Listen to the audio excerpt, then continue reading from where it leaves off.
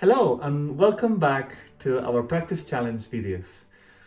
This week we've been focusing on storytelling, and today I am going to go through each little bit that we worked on this week, and then I'm going to try to bring it all together so it is more cohesive and it makes more sense. But first I just wanted to thank all of you for being part of this, for all of you who have done the fundraising. If you haven't, please go to the link below and please donate, because it's such a great cause. For those of you who are doing the challenge with me, well done. We are on day 70. Keep going, it's nearly there. It's only another 30 days and we'll be in day 100 and we can all celebrate together. This week, like I was saying, we've been focusing on storytelling. Beyond technique and beyond sound and posture, music is about communication. It's about sharing emotions and connecting with the listeners. So bringing that story that we're trying to communicate to life and communicating it clearly is definitely one of the most important parts of music. And we should not leave that only for the performance, since we can practice and get better at it beforehand. So when the performance comes, we know exactly what to do. So the first thing that we encountered this week was dynamics. Dynamics meaning how loud and how soft. That brings drama to the performance. If everything sounds the same and is monotone, attention is going to go. But if we make dynamics very distinct and very contrasting, we are opening and expanding the scope of the music. And in that way, we can express a lot more, and we can express it with a lot more power. Whether it's really quiet or really, really loud, or anything in between, or contrasting dynamics that come suddenly. That brings true magic as well to the performance.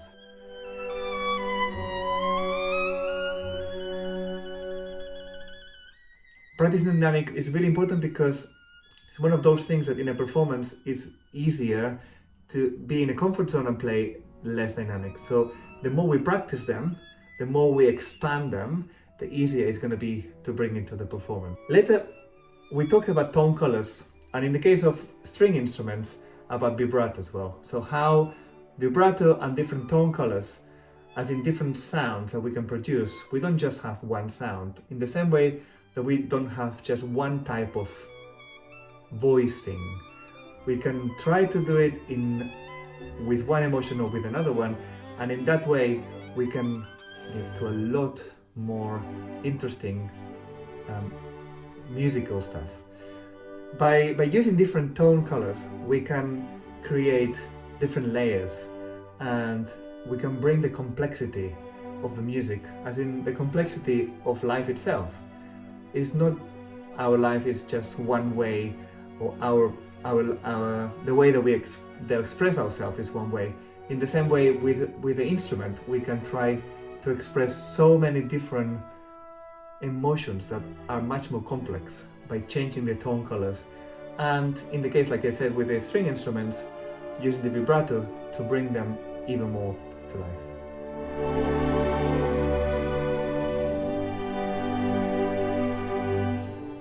We also talk about phrasing. Phrasing is, at the end of the day, the same thing that we do when we talk.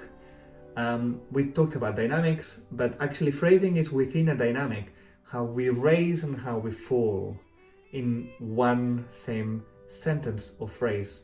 In the same way that we speak, is the same way that we play music. So it's really important to understand where to rise and where to fall. Sometimes it's very clearly specified in the music that we play. Sometimes we have to use some imagination and creativity. And many times it is up to us how to do it and how much to do it.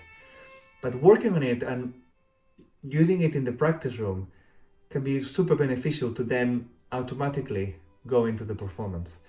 It is something that we want to get better at, but it's also something that we want to be thinking about when we are performing. So the more we practice it, the better it's going to come through in a performance as well.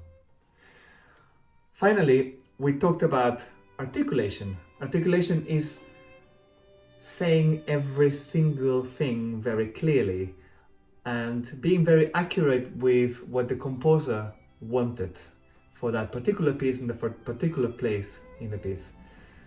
And very much in classical music, in the classical period, articulation is something very specific and very important that we must not put to the side. In fact, I think it's one of the most important ways to bring that story that we're trying to say through. It's that clarity that we need to bring the story or the communication through. So keep working on that articulation. Like dynamics, it's something that is much better when it's been practiced and practiced and practiced, and then in a performance it comes automatically and we don't have to overthink about it. Something that just happens because we've been practicing it so much.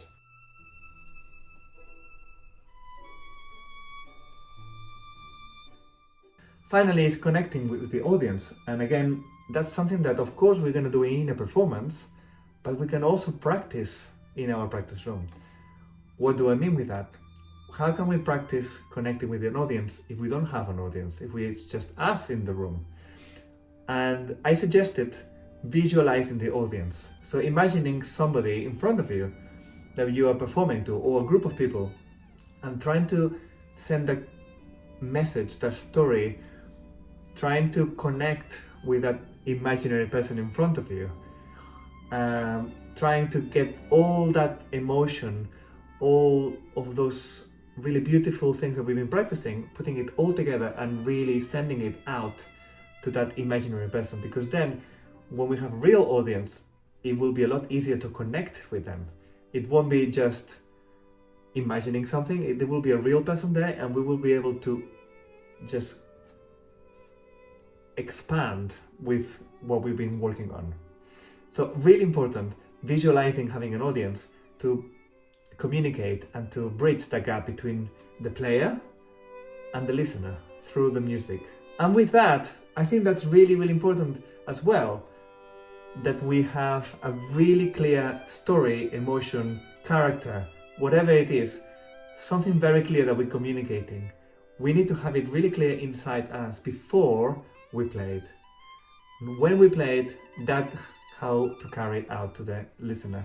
But first needs to be inside us. So that clarity within us on how do we want to play this. So one last tip is to continue with that mindful practice that we've been doing, and really doing some practice without the instrument before we get the instrument. All the mental practice that we've been doing, that will really help to communicate, because we're going to have it so much more clearly inside of us that then it will be much easier to translate it into our instrument and to communicate it towards the audience in front of us. So I hope all of that helps you.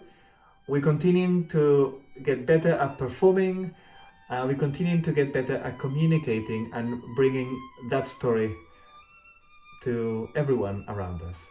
I hope this is helpful, and if it is, please give a like, subscribe for more of this, and please let me know what is it that you're struggling, anything that I can help you with. I'll be very gladly doing some videos for that. See you soon.